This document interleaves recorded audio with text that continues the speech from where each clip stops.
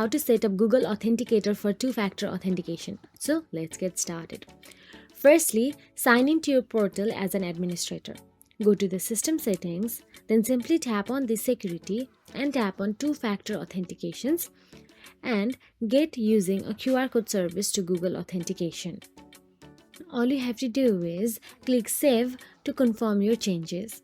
Once enabled, users can visit their profile page to activate two-factor authentication, and to do this, they should expand the right drop menu and select My Account, then select Profile and click Enable two-factor authentication link.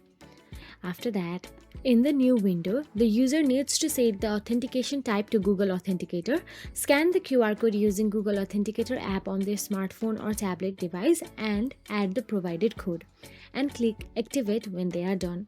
The next time the user tries to sign in, they will be presented with an additional field to input the 6-digit code displayed on their smartphone or tablet device. So that is it.